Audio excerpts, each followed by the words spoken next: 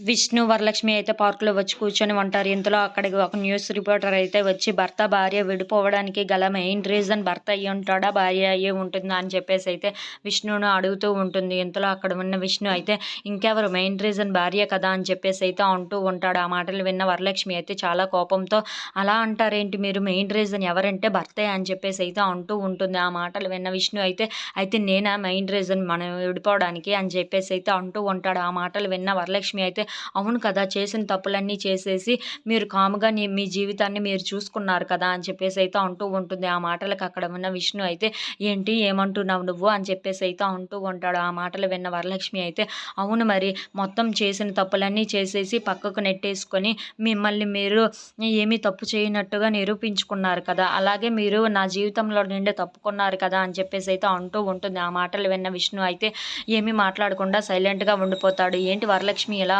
అంటుంది అని చెప్పేసైతే అనుకుంటూ ఉంటాడు. ఇంతలో అక్కడ ఉన్న వరలక్ష్మి అయితే అయినా మీ జీవితంలోకి తొంగి చూడడానికి నాకు సమయము లేదు, సహనము లేదు అని చెప్పేసైతే అంటూ ఉంటుంది.